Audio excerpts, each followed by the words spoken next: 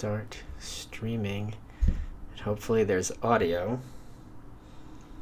And this has to be turned on.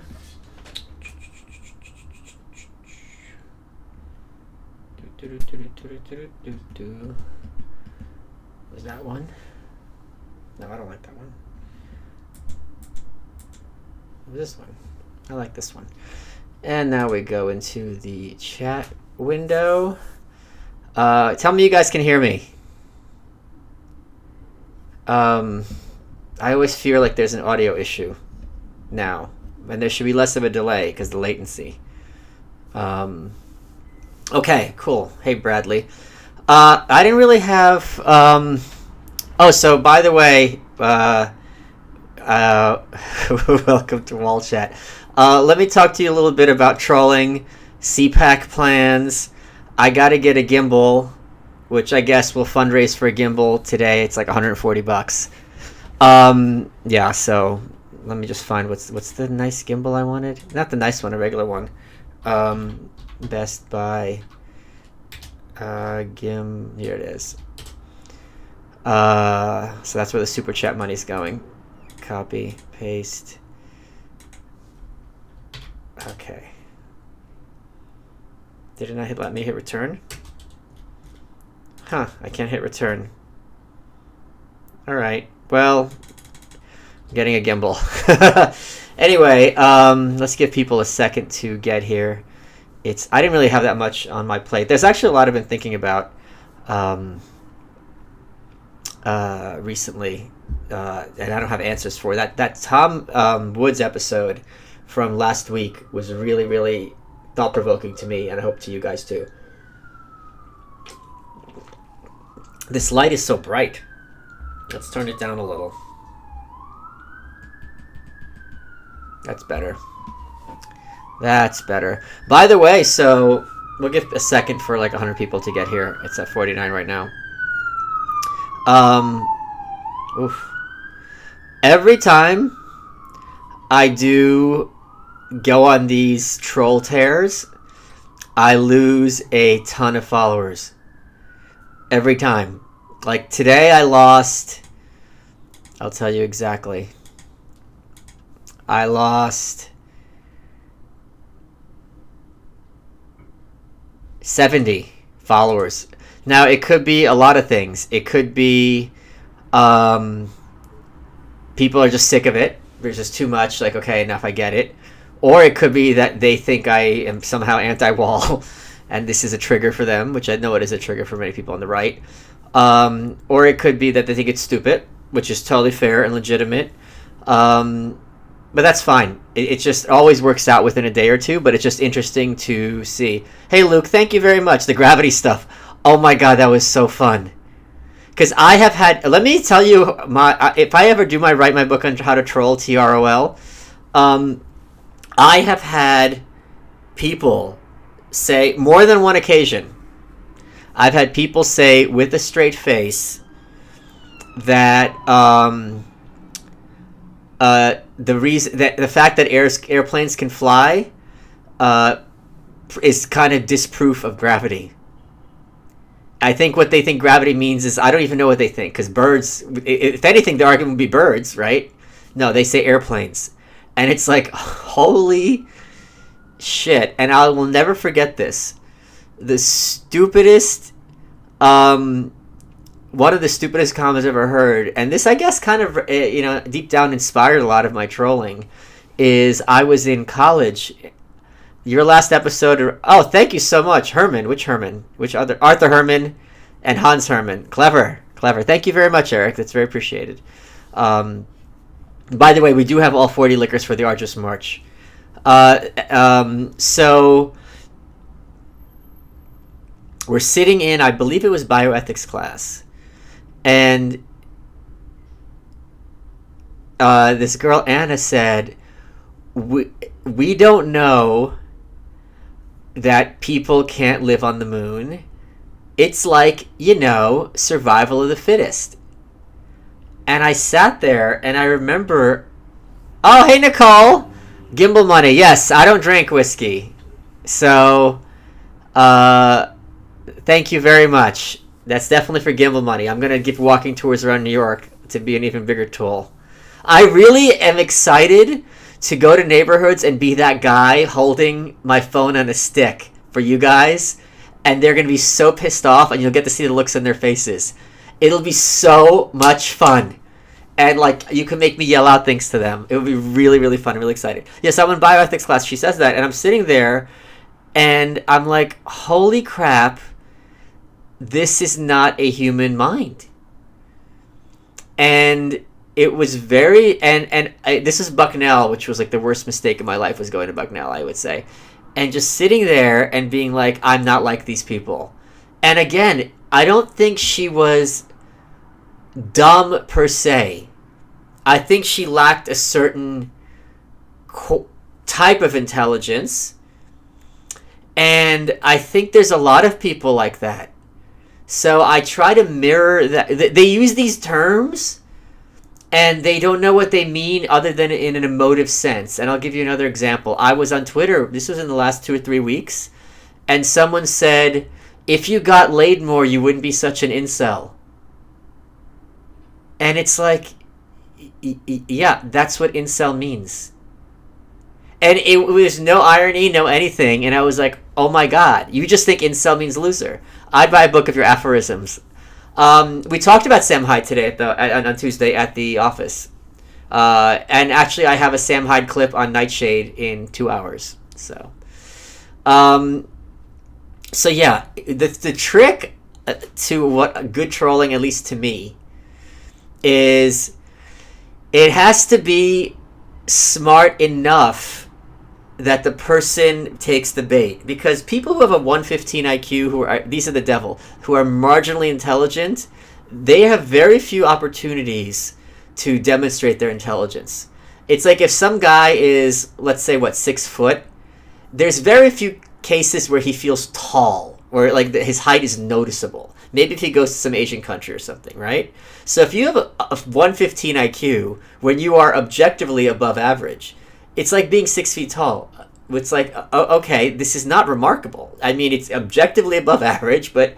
And so they are desperate, psychologically, for attempts to prove their intelligence, and they have the mistake that if they show someone else as a moron, therefore they're bright. It's like, you could both be morons. You know, if someone is, if I'm 4'11", if I'm standing next to someone who's 5'3", he's not tall, we're both short.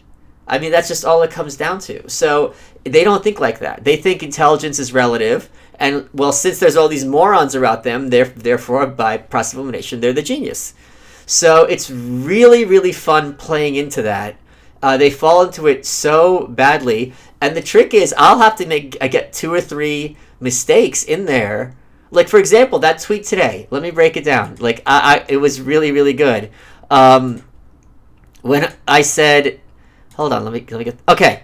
In 1933, the Reichstag fire gave Hitler the legal pretense to declare an emergency, giving him the power to begin his lifelong dream of building the Berlin Wall. First of all, even if you're stupid enough to think Hitler built the Berlin Wall, or ignorant enough, I should say, that doesn't mean it's his lifelong dream. These are very separate concepts. And then I go, here's the one that none of them caught. Today, 86 years later, that wall stands in Germany. And none of them picked up on that. Hey, Chris, any luck getting Madge Toure? I don't know what Madge Toure is. Hold on. Who's Madge Toure? Oh, no. I haven't followed up with him. Shh. Okay, you know what? Let me do that. That's a great idea. I'll get him for February. I'm going to keep that window open, Chris. Thank you. It's a great idea. None of them picked... They're so hungry to be like, oh my God, you idiot, Hitler didn't build the Berlin Wall. None of them. Literally none. Literally none picked up on the fact that I also said the Berlin Wall still stands in Mein Wall. Isn't that great? Oh my God, I was so proud of that. Okay. None of them picked up on the fact that I also said the Berlin Wall is still standing. Literally zero. So what's funny is... Let's suppose I wrote it at face value and I'm that dumb or that ignorant, right? Fine. I'm the idiot who thinks the Berlin Wall was built by Hitler, and that was his lifelong dream. 2 big mistakes. You are just sitting there thinking the Berlin Wall is still in Germany. And turns out mine was a setup and you're for real. So that's where we are, and it's really, really, really funny to me. And here's the other thing. All of us, I know a lot of smart people. I don't know, there are most people who are smart and accomplished, if they make a mistake, they don't care. I'm sure every basketball player, no, I'm not sure, this is not even debatable, miss shots. Soccer players miss shots. They're not like, oh shit, I'm a shitty soccer player. You miss 100% of the shots you don't take. Wayne Gretzky, Michael Scott. Oh shit! Isaac, I tend to believe that anti-Semitism default setting of the world, and that anti-Zionism is just a permissible proxy for anti-Semitism in our time. Agree for the Gimbal Fund. Troll on. Okay, this is $100. So let me you played my Jew card. Let me get into this for you at length. Okay, Camille Paglia recommended this book called The Satanization of the Jews. That is correct and that is incorrect. For many people, anti-Zionism is anti-Semitism. If you think Israel is the worst country for freedom in the world, I do think that that's anti-Semitism. If you think the U.S. shouldn't be involved with Israel, I do not think that's remotely anti-Semitism. I think that's an extremely valid position. Okay? There was a book I just read which was really, really, really wonderful. Mr. Mellis, keep building this wall. Thank you, Bradley. Really horrible. Called, I finished it last week. Hold on. Let me get the title. By an Israeli. And the book was, I'll talk about it another time because it's a perfect book to read on how not to write a book. If you reverse engineer it, it's perfect in its flaws. However, the last chapter was superb and very thought-provoking. Let me get the title right now. It's called The Virtue of Nationalism by Yoram Hazony. And the point he makes at the very end, and he's a hardcore Zionist, is a lot of anti-Zionism is not anti-Semitism. It's the evangelical left, fundamentalism, the idea that there is any country anywhere on earth that is not bowing down to your globalist ideology and having everyone be interchangeable is complete anathema to them in a religious sense. And for those types, it's not about Jews. It's about submission and domination, and it would have been the same way if this was, some, ultra. They did it with Hungary when they were ready to hit sanctions on Hungary very, very hard. That's not anti-Hungarian. So so it's a very nuanced issue.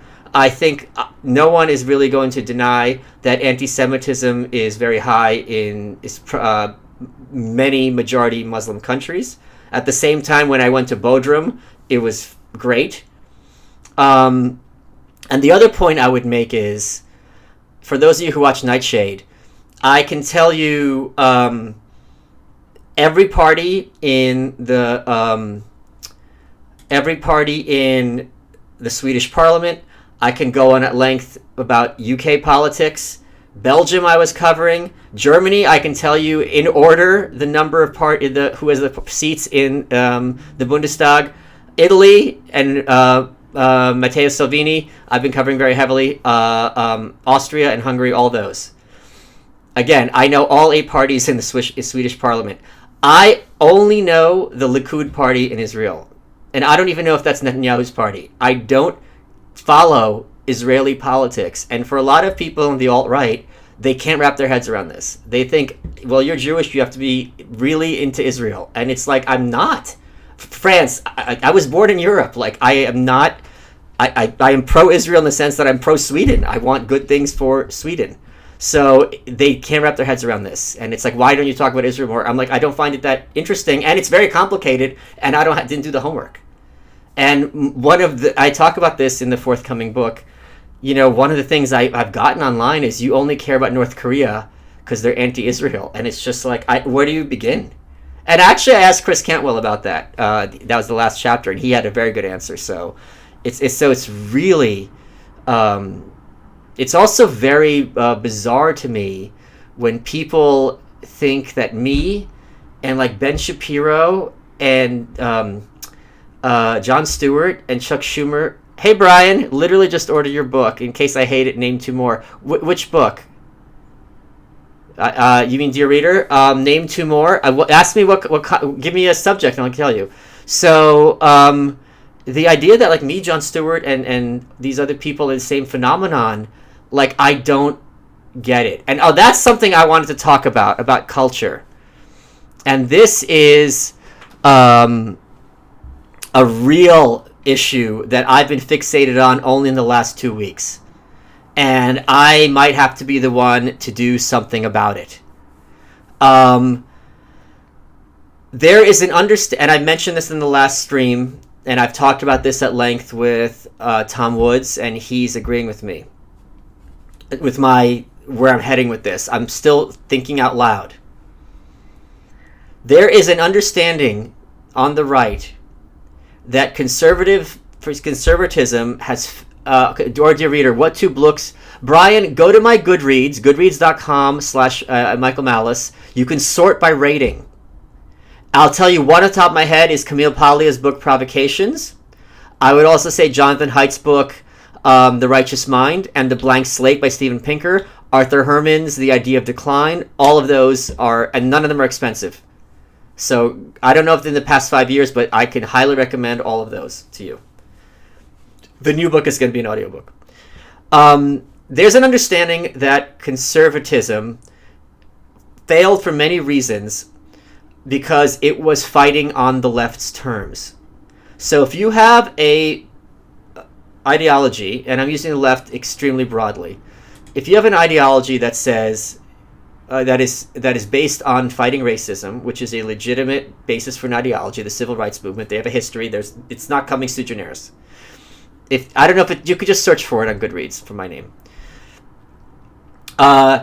If they're constantly telling you you're racist, you're racist, you're racist, and being against Obamacare is racist, and being against this is racist, and sometimes it's true and sometimes it's not. If you're constantly having to say no, I'm not racist, the best you can get to is a draw, right? Because you're basically playing defense the entire time. Trump, what he did is like, all right, fuck you, and then it's like, well, now you're just racist, you're Hitler.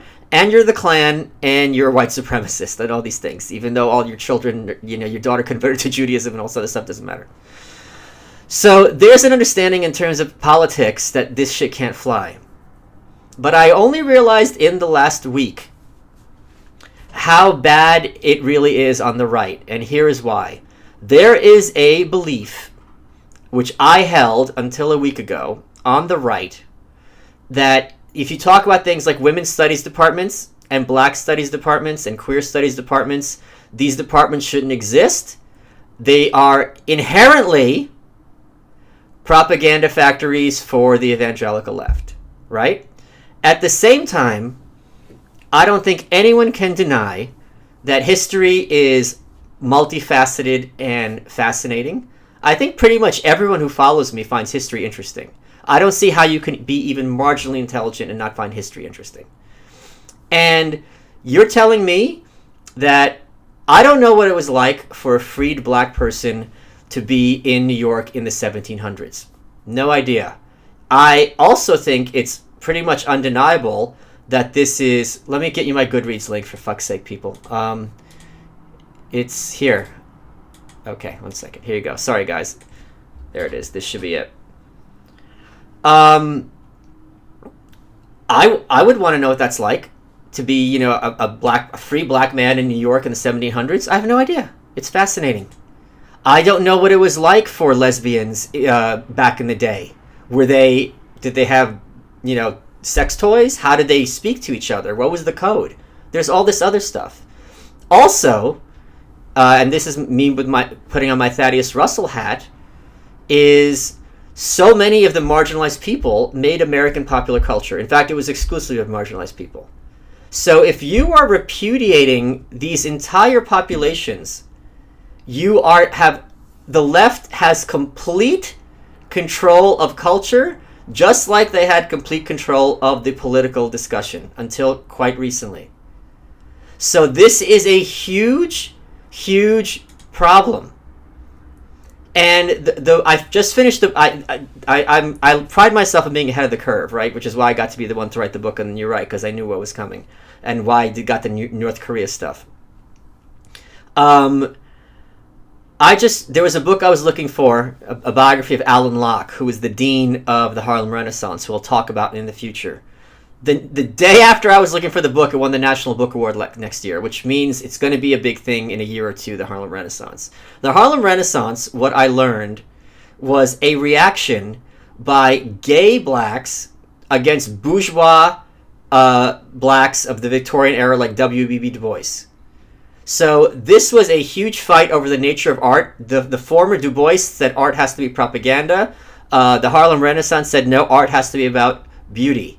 So this is an argument that carries over to this day, the nature of art. Does art have to have a political message, or can art be something contemplative? And the idea that somehow because I'm not black, I can't find this interesting, and that it's not relevant to me, is absolutely false and stupid. This is an argument every culture has about the nature of art. They have it in fucking North Korea. It's a chapter in the book about how art has to be propaganda. So this, and the other thing, when I was talking about Candy Darling, and I'll talk about her again in the future, coming out of the Warhol circle, it's like, oh, you should only be interested in this if you're gay or trans. It's like, no. These people are changing American popular culture. And here's the issue. The other issue is, well, this is all being shoved down our throats. That's not the dangerous part. The dangerous part is this is being toned down and fed to the kids, and Middle America doesn't even see it for what it is. It's not 1984. It's Brave New World. So if you don't know what these references and codes are, you're not going to be in a position to appreciate what is going on. So this is am I going to have a book club? I don't know. But this is a huge gaping hole. Andrew Breitbart only recently, I mean, he died obviously, but it wasn't that long ago when he was the one who had the epiphany that politics is downstream from culture. And there is none, I mean literally none, other than Gavin, appreciation for, Gavin was in a punk band, Gavin McIngus. I mean, he knows who the dictators are, things like that. Everyone else on the right, it's like, it's not our thing. And the other thing is, you can appreciate all this without going to college. You don't have to be like an African American studies major to read these novels. They were novels from the 20s, and to understand them.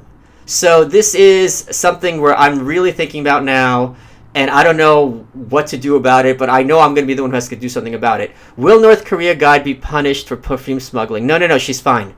Trust me. So, yeah. This is where my mind is at. This is a very big deal. I'm also thinking that part of the reason American pop culture is all left is because, in one sense, and I'll tell you the sense I mean, the Revolutionary War was entirely left-wing in the sense of anti-aristocracy. We had no caste system here. There was no legal caste system. You only had second-class citizens as a function of race. But among whites, it was regarded as legally equal. In Europe, you did have the caste system, and you had a lot of these aristocrats turn to the arts, and you know, this was a situation. My hypothesis, complete hypothesis, I could be wrong, this is just where I'm percolating now. This hypothesis is that this is why so much, or if not exclusively, American pop culture is from the left. Also, I think leftism inherently ends itself to creativity because of its, veneration of the novel and the new, not novels and books, but, innovative. So this is where I'm thinking right now. I would love to hear any of your thoughts, if any of this is ringing true. And the other question is, why should I care about these people? Why do I care about the Harlem Renaissance or Candy Darling? It's like, well, for the same reason you care about AOC and you care about Bernie Sanders, because this is the future of our country. And the fact that I'll be damned if I let these fucking professors Tell me I can't be inspired by someone or find value in their life story or interest in their output. Fuck you. They inspire me. And again, inspirement doesn't mean I want to be like them. It could mean they're thought-provoking. This was a fascinating person with a fascinating life. It could be a cautionary tale. It's as simple as that. So this is where I am right now. Okay.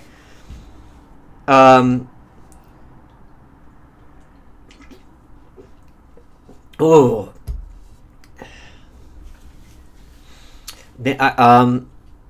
Please explain why North Korea guide is not dead, because I know what I'm doing. Does anyone have any thoughts on what I just said? Because I'm just thinking out loud. Doesn't the left control art sit within commercialization of cards? Doesn't the left controlling art sit within commercialization that requires novelty to generate new revenue? I don't understand the question at all. I'm so sorry. Can you please rephrase it?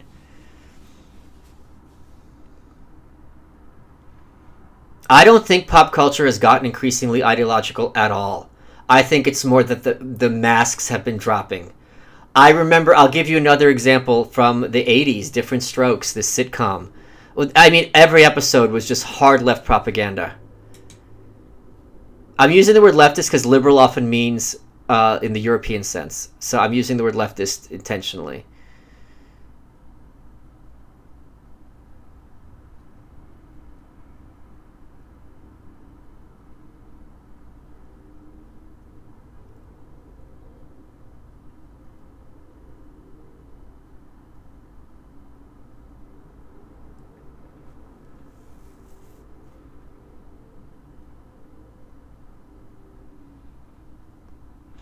I'm yeah, 80s, 90s he was very preachy. Different Strokes was propaganda. Oh yeah.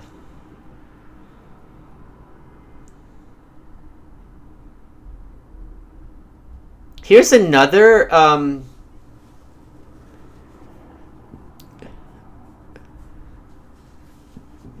I don't. That's a great question, Nicholas. See, the question you had is left-leaning pop culture self-perpetuating? How could it be recentered? I don't know. That's where I'm at right now. I have no idea.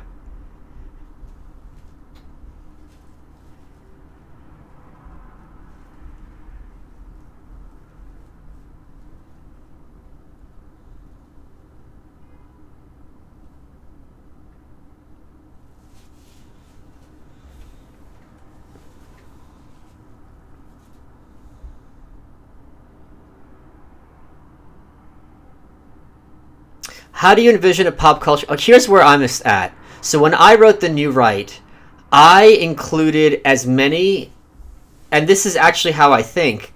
How long has the left been in charge of culture? I think it's in America. It's been from the beginning. I think it's been from the. Here's the other thing. There is this. Isaac, do you think certain elements on the radical left who express extreme grievance outrage for government never advocate for anarchy, minarchy? I don't think people understand that anarchy is a real thing as an option. They don't know what it is, so that's on us. And as to your earlier question, thank you, Isaac Turner, how long has left been in charge of culture? There is, I said this before, I don't remember what context, there is this myth among feminists that back in the day it was the matriarchy. And we know this because there was goddess worship, therefore it's matriarchy, which makes no sense. And then the patriarchy came, took it over, and corrupted it, right? This is an ahistorical creation myth. There is a myth among the right that culture used to be some, like, rah-rah-rah Americana, and then the left came and perverted it. No. It was the WASPs and their Puritanism, and then things like vaudeville and plays were either for the low class or regarded as completely déclassé. Being an actor back then, your parents would want to kill themselves. It was not a thing.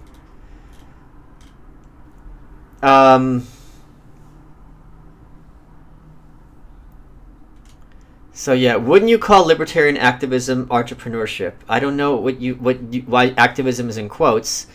Entrepreneurship is someone who produces a product and gets value for it. So I don't know if that answers your question, Billy. I'm sorry. Am I going to have to give, like, history lessons for people?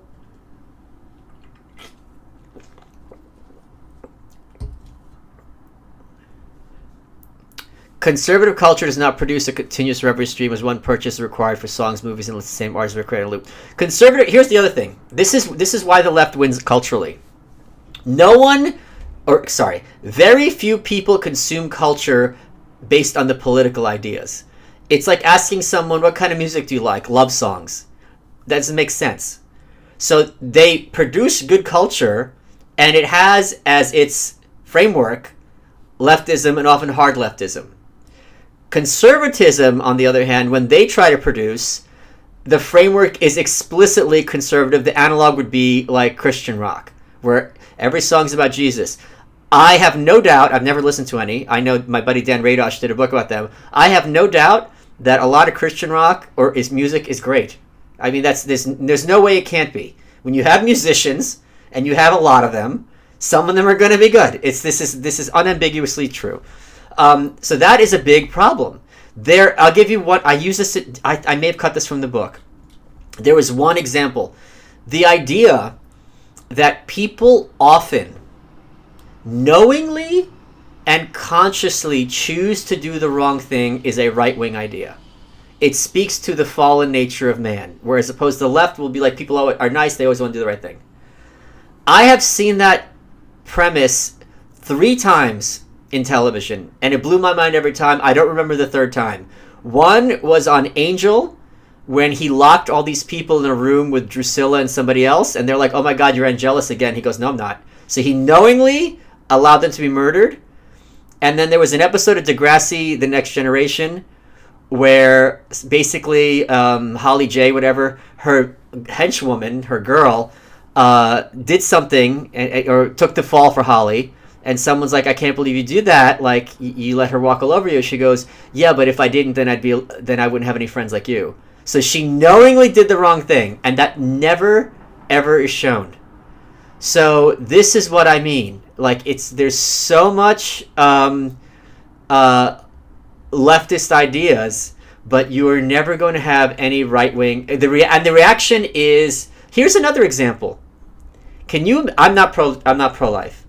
Can you imagine the reaction? Every episode of these shows, these family shows, the teenage girl in high school is an environmentalist. She's a vegetarian. She's doing this. They're having a fundraiser for the environment. Can you imagine if there was a show, a sitcom, and the thing is, it's never commented on. It's like, oh, she's an environmentalist. Who could be against that? If you had a show, and the teenage girl says, we're having a fundraiser because we're encouraging this woman to have the kid and adopt instead of having an abortion, which is commendable. You can't argue with that. You're putting your money where your mouth is. You're not forcing her to do anything. You're helping her. You're instead of protesting, you're saying, we're going to raise the money. We're going to make it easier for her because we think this life is valuable. We're saving a life. Can you imagine the reaction? It would be absolutely insane and completely not parallel to the other one, which is a far left ideological trope. So this is something that I am thinking about now, and I don't. And the other thing is, just because someone who is right wing makes culture doesn't mean the culture they make is right wing. I mean, if you're writing a love song, it's not of no political import whatsoever. So, yeah. I don't know where I'm going with this, but this is where I'm thinking. And I gotta say, I'm very pleased. Here's the other thing. I for someone whose biography is called Ego and Hubris, I do think if QAnon was real, I know he's not real for a fact, but go ahead. Is it out of line from a libertarian perspective, being essentially state-run? Are any better or worse than interest-run media we have? I don't understand the question, Brian. Can you re-ask it? Is it out of line from a libertarian perspective, being essentially state-run? It's not out of line. No. I mean, if QAnon is real, you're saying if there's a government mole who is leaking to the public, saying that there's going to be huge arrests and leaking corruption, that is great. It's awesome. And it's far better than the media because the person's being honest about their agenda. I don't think anyone has a problem with a biased news source. Everyone I've talked to, I've not seen one exception, hates CNN more than MSNBC. Because MSNBC, we're left. Okay, great. I don't agree with the things you say, but you're left. CNN is like, no, you guys think you're moderates, but you're worse than MSNBC because you're phonies. So, I mean, that's what it comes down to. I hope that answers your question. There was an episode of Family Matters where Urkel goes to church and asks Jesus into his heart. Yeah, and once again, I mean, look at Medea. Medea are morality plays. I've never seen it, but these are, once again, talking about people on the margins who are in a position to make culture. It's a lot easier to have a morality play for a black audience than it is to do it for a mainstream audience. And that's something else. If you look at the corporate press, they never discuss African American religiosity and conservatism, not in the Republican sense, but in the sense of their values in those churches. They pretend it doesn't happen. All these attacks on these white evangelicals, they never ever discuss it. And the church is a huge part of the black community. It's a very positive, net positive in my view. There's a reason Barack Obama went to church all the time. So this is kind of the backbone of the black community. Listen, you take people from their homeland, you make it illegal, teach them to read, you beat them, separate them from their family. They have to fucking rebuild somehow. I mean, if the church is what is doing it for them, that's absolutely wonderful and should be celebrated. And I just hate this idea that anyone who says religion can't have any positive consequences has clearly never seen religious architecture or stained glass. I mean, that is concrete proof that it could be something. Here's the other example. Here's another great example. I see Modern Family. You've got the gay couple on Modern Family. I forget the Cameron, and when are you going to get Thaddeus on that show with the sponge? I'd rather get him on You're Welcome than on Nightshade. He's been on You're Welcome before. Modern Family. There is the gay couple, Cameron and I don't remember the other one's name. The redhead. Or is Cameron the redhead? I don't remember. Cameron Mitchell. Yeah. If you are a WASP, a suburban WASP, you watch that, you think, oh, they're just like us. It would be very easy to have an episode where you've seen when Phil and what's her name? I haven't watched the show in a long time. The dad, Phil Dunphy and Claire. Phil and Claire. You've seen episodes when Phil and Claire are fucking. There's a thing they do in their anniversary where they go to a museum or a bar, excuse me. They pretend that they're, he's like a businessman, she's an actress, whatever. They have these, imaginary lifestyles. Then he goes back to the hotel room and fucks the shit out of her, right? You can easily imagine an episode where Ed O'Neill is impotent and embarrassed about it, right? It would be funny. It would be done tastefully and respectfully. Can you imagine having an episode where the sex life is, and please correct me if I'm wrong, the sex life of Cameron and Mitchell being discussed? Or whatever, Cameron, right? Yeah. Can you even imagine that? They have completely taking the sexuality out of homosexuality. It is so interesting that is the case. So, and again, this is part of the whole bourgeois idea that like every other group is just like us, whereas people who study queer studies talk about things like heteronormativity, they go, it's not appropriate for you to expect two dudes to be having the same amount of sex as a guy and his wife. That doesn't make sense. And that's true. So this is something that people need to talk about and understand, as opposed to leaving the whole argument for the left to have. Perhaps conservative culture designed to be durable rather than consumptive. I don't know what conservative architecture would mean.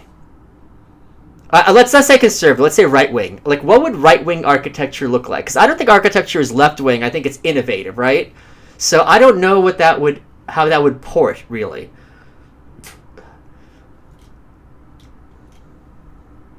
Or can you imagine just an episode where Cameron and Mitchell are like, hey, we're going to have a threesome, and they have to explain to Phil and Claire that this is normal in, gay marriages, that, we mix it up, and don't you judge us? That would never happen. But that is, it's yeah. Conservative architecture, log cabin, yeah. Yeah. So, I've got a lot of thinking about this stuff to do, and I don't know where I'm going with this, but it's somewhere. I am so blessed. It's two things. Either I'm blessed or I'm brainwashed.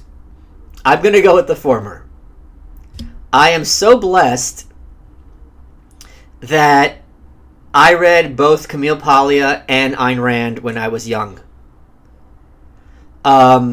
Because they really fired off the right sparks in my brain, and that's lasted until today, and I grew up on both of them. And I think anyone on the right who doesn't read Camille Paglia, I think she might be the number one person you need to read. I think literally everyone on the right, she's easily the number one person you need to read. Yeah. So that's where I'm at. That's where I'm at. If I have bad internet, can you upload streams later? So my fascism-produced neoclassical. My streams are there for the Patreon people, so they're all uploaded.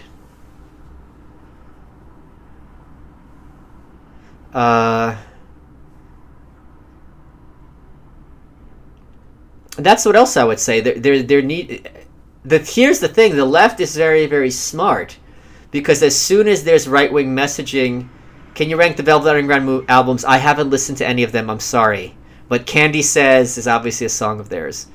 What was I saying? I completely lost it.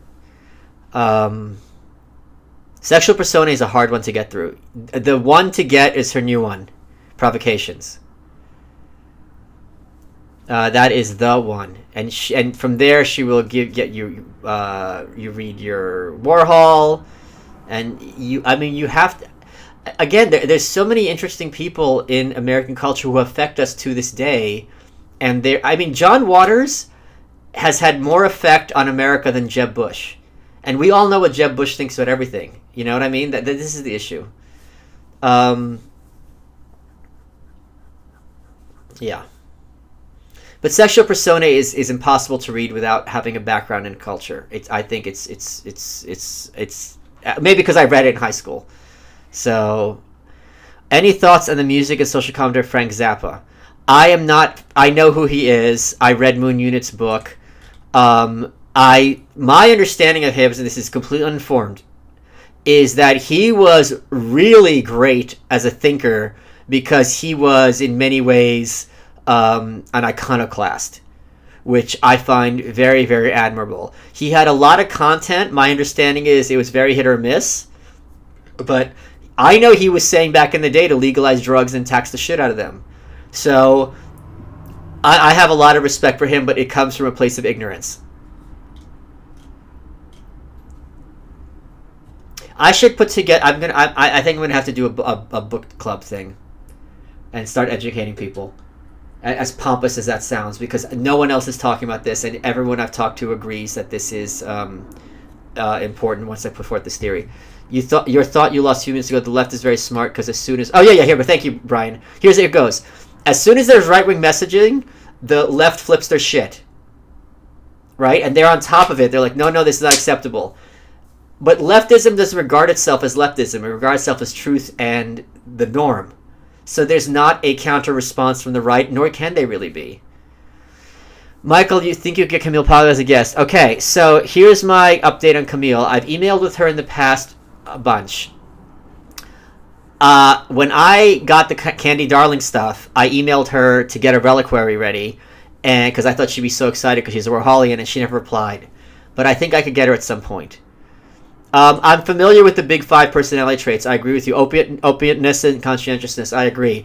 But I also think that everyone I've talked to, or virtually everyone, is very receptive to being like, okay, this is how people think. What do we do with this? And are actually interested in implementing on this and getting informed. I am stunned and delighted, frankly, that... despite so many idiots on Thrift Books sells books for very good prices. AbeBooks.com also. I am stunned and delighted. Aren't NASCAR and country music huge? Okay, let's talk about this. Country music is a great example, and it was made by, and I'm not using this term in a pejorative sense, by white trash.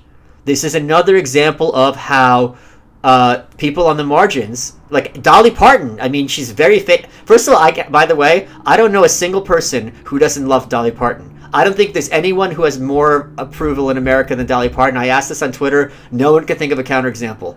That's someone who's more universally loved than her. She very famously came from, I mean, talk about dirt poor. She was dirt poor. So that is an example of how marginalized white people, in this case, created their own culture. But country music is not, I'm not that familiar with it, so please correct me. NASCAR is not culture. NASCAR, you're not going there to talk politics, culture. It's just a sport, right? Baseball is a sport. Country music, I don't know how much culture is involved. A lot of it is, from my understanding, singing, talking about lives, having fun, but it's not the same as, let's say, a movie or a TV show where there is a narrative and telling stories.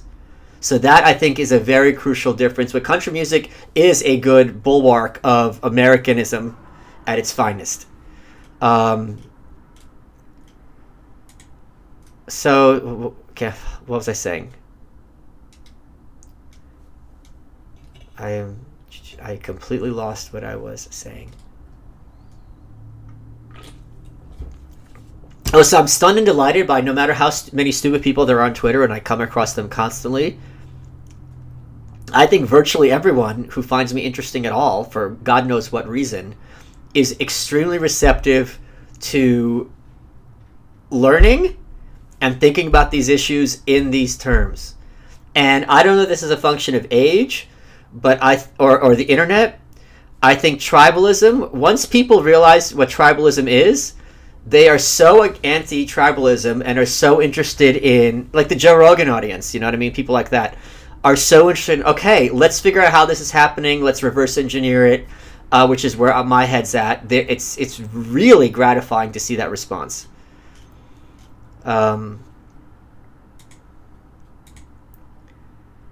Okay, this guy. This is so stupid. Whew, I'm out of breath.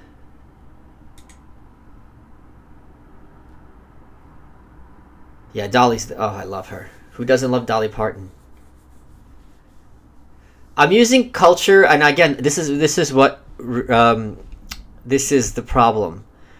Culture means different things, right? I made that yogurt joke. Sports, in a sense, are a part of culture, but they're not part of popular culture because they're not really idea-oriented.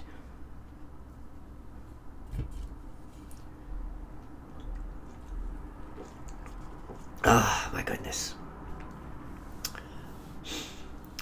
Whew. I am out of breath now.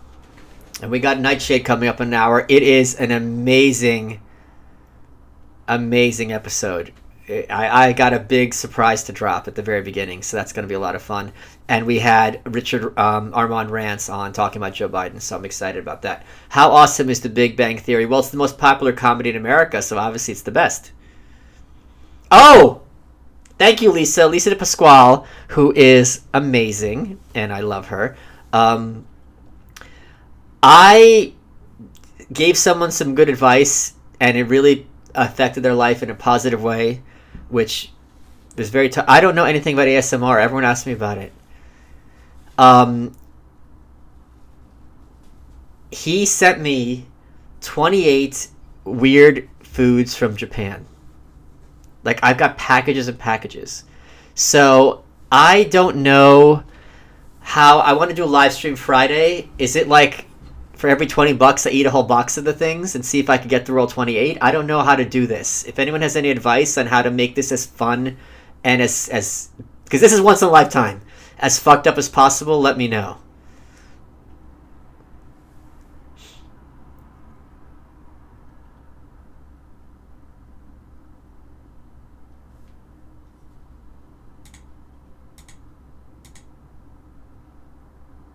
Elvis is a good example. I mean, Elvis was, they wouldn't show him on TV. He was clearly subversive. Wouldn't culture from the fringes because they have no network? Okay, Thomas, that's a great question. I talk about this in the book. So it comes from the fringes. Then the early adopters pick it up. Then the kind of cool people pick it up. Then the corporations sniff it and they make it palatable to the masses. That's the process all the time.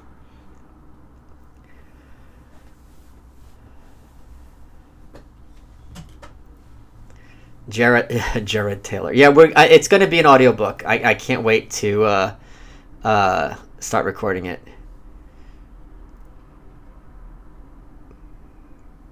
Yeah, like fashion. That's the other thing. It's really funny to me when people see these runways. There's always these articles. There's easy articles. Like, look at this ridiculous outfit that's walking the runway in Paris. It's like that outfit's not meant to be worn. It's meant to show off. It's like a sculpture thing. And then they have it a ready-to-wear version. It's meant to be provocative. It's stupid. And you know this. Like, it's just very weird to me. Eat a box for every screenshot posted in the conf equals wall thread. Okay. Were you the one that I got really good, Michael? And who was a good sport about it? And why does Isaac have so much money to waste on me?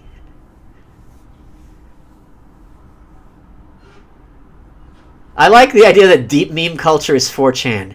Yeah, you gotta dig really deep to find Reddit. Is it on the dark web? A bowler hat today would be hipster. Was punk ever not mainstream? Of course. These people were lowlifes.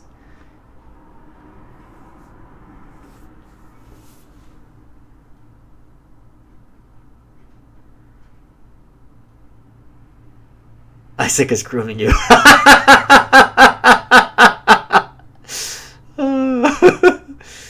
Woo. Yeah, I'm definitely going to do talks and signings when the book comes out. Yeah. Should I read? Okay, should I read from the... Okay, how to read habitually. Okay, here was my trick on how I read hundreds of books. What I did was... I'm always reading 2 books at once. One that is light and fun, and one that is denser. And then I'll read 10 pages of one and 10 pages of another, and I endeavor to read 40 pages of each a day. So it's like 4 sittings. Hot Topic is a tombstone of popular culture. Amen, brother. Right now, the books I'm reading, and the other thing that's important, and that I'm doing the homework, it's important to go back to original sources. So I'm reading the Harlem Renaissance books from the 20s, and I'm also going back and reading the books from the Social Gospel from the late 1800s, which presaged progressivism. So this is the people who had the idea of having Christianity into politics that degenerated into contemporary progressivism.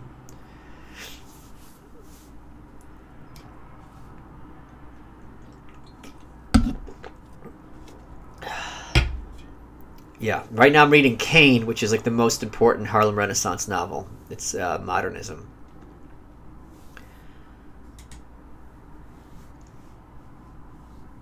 I've never read Little Women.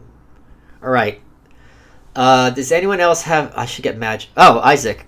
Mossad application on the way. Actual money where my mouth is support creators. I believe him. Well, it's appreciated. It's really, really, really, really appreciated. And here, and this is what I love about social media, is that back in the day, you'd be the guy in high school who's like, why is he talking about the Harlem Renaissance? And now I could do this and get 500 people on, which is not a huge percent of the national population, but 500 people who are interested in ideas and talk about it, and they're like, okay, there's something here, and that percolates. So, yeah. Oh, do you want to? I should do show and tell. I'm going to show you something really fucking cool right now. And then I'm going to go to the gym. 1 second. I'll be back in 15 seconds. Talk amongst yourselves.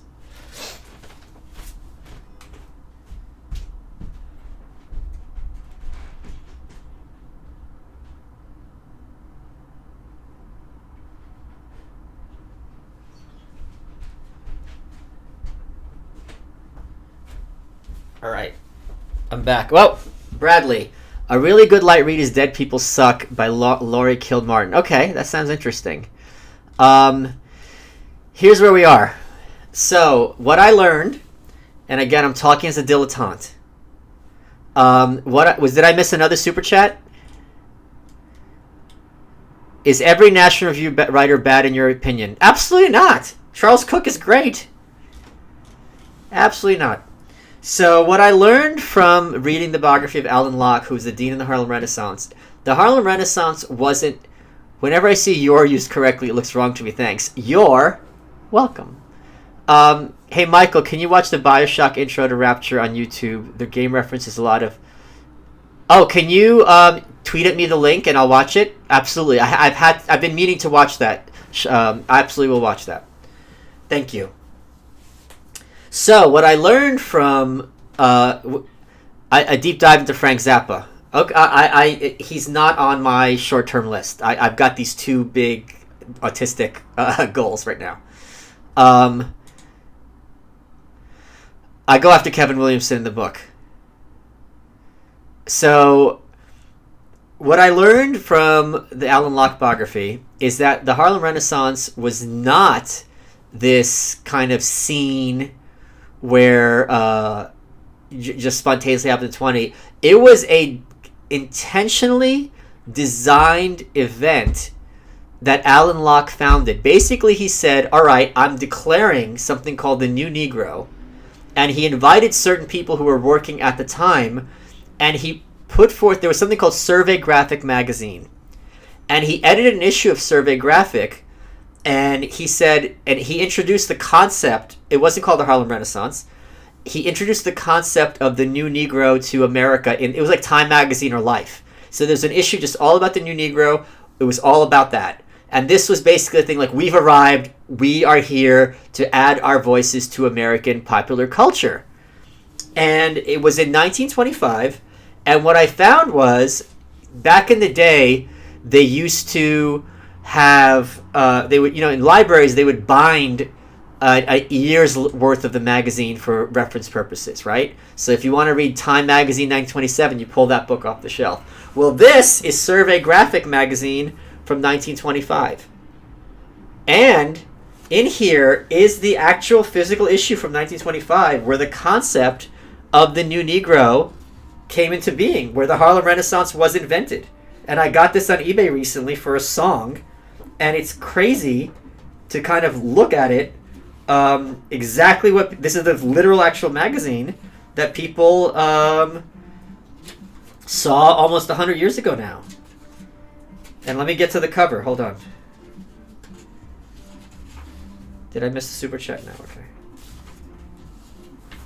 And it's just, the pages are nice and clean, so it held up very nicely. So, bear with me. Okay, here. Here it is. Survey Graphic from March 1925. March 1st. So this is the actual magazine where the concept came into being. Can you see that?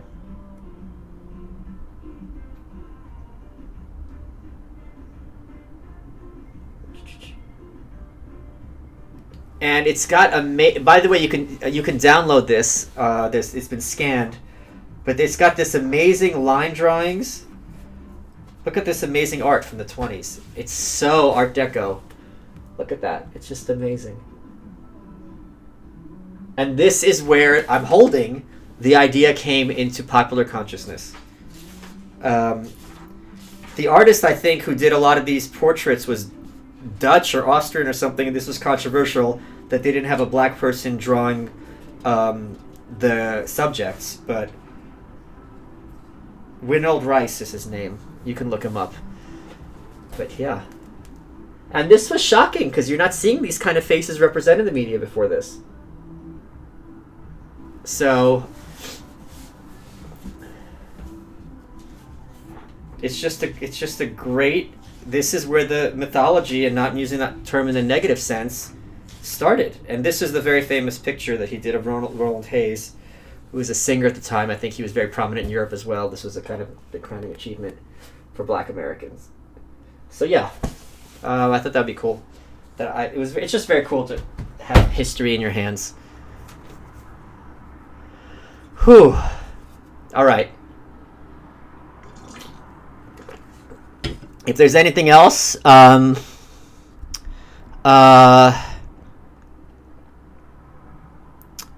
Let me know. If not, I will do the stream on Friday where I gorge myself on this Japanese food. We'll figure out a way to do it. I've got 28 things. I don't know what half of them are.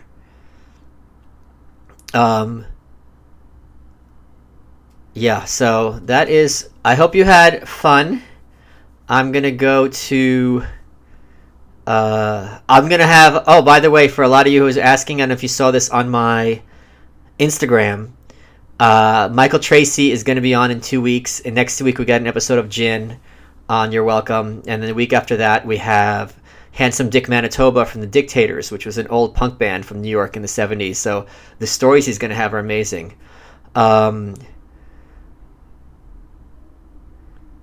Yeah, I here's the other thing. It's like when people mock diversity, you see some black kid kill someone, and it's always, the alt-right is like, diversity is our strength and all this other shit. It's like, this is part of diversity, like art and culture and people belittle like cuisine, but it's so much of it is part of, the thing is, so much of it is part of what we are, and we don't even realize it, because when the corporations get it, they homogenize it for everyone. And I think to me, that is as interesting. Look, I don't care about the Civil War history. I think that stuff's boring. If you like it, you want to be a reenactor, more power to you. But the Civil War certainly is part of who we are as Americans. So I'm not going to let this stuff go by the wayside. And again, everyone who I've spoken to agrees that history is so interesting. There's an author named Mark Kurlansky. There's two types of people. There's an author named Mark Kurlansky. One of his books is called Salt, an illustrated history. He's got a book about cod, the fish that changed American life, changed the course of the world. There's the type of person be like, why are you going to read a book about salt? And there's a type of person like, holy shit, that sounds interesting. And the second one are my kind of people, and I'm that kind of person. And I'll just off the top of my head, one of the things I remember is the word soldier comes from salt, because they're paid in salt. You say he's worth his salt, that's his salary. Salary comes from salt. So there's so many, it's just so much of what we take for granted. Like, here's another one. I don't know where the fuck last names come from. Where did that start? We don't know. So much, like the clothes, the music, it's really... And the thing is, when you're talking about stuff that's kind of fringe, like Candy Darling or the Renaissance, Food of a Younger Lad by Kurlansky. Okay, awesome. Yeah. It's exciting for me because a lot of this stuff hasn't been appropriated yet. So I can be the first one there and, do the homework and kind of, share about them and learn about them. And it's kind of your own personal secret thing, and it's really, really fun. So, yeah. Yeah. Okay. I hope you guys had a good time. This was a lot more fun than I thought it was going to be, and I didn't think it was going to go on for an hour. I think Harlem Renaissance is fringe in terms of you don't see it invoked in popular culture at all much. Too many days at work. It's not, and I'll give you another example. Oh my fucking god. I put that picture of the magazine survey graphic on Instagram, and I did hashtag Harlem Renaissance, and I clicked the hashtag, and there was a school, I think in Harlem, and they just had a board with all the pictures at Harlem Renaissance and the pictures of all the figures, and then they had W.E.B. Du Bois there, and it's like, yeah, he was extremely prominent at the time as a black leader, but their Renaissance was against him and his ideas. So it's not like, oh, if you were black in the 20s, you're part of the Harlem Renaissance. That's not how it worked. And yet that's what's being put up on a board, and no one questions it. So I think it's just so... And another thing, to reduce it all to leftist identity politics is so dumb. It's so dumb because, again, you had the straight blacks versus the gay blacks. So it doesn't port that way to identity politics at all. Okay. I will talk to you soon. Sweet dreams. And watch Nightshade in 52 minutes. Let me talk to Madge. That's a great idea. Okay. Did I miss anything? I did not. Roger Cheeto. Stream and chat were awesome tonight. Thank you, Mike, and everyone else. Well, thank you, Roger. It's appreciated. I hope you guys had fun. Yeah. I love you all. Good night, Shade. That is funny. How have I never thought of that? Good night, Shade. Okay, I'll talk to y'all soon.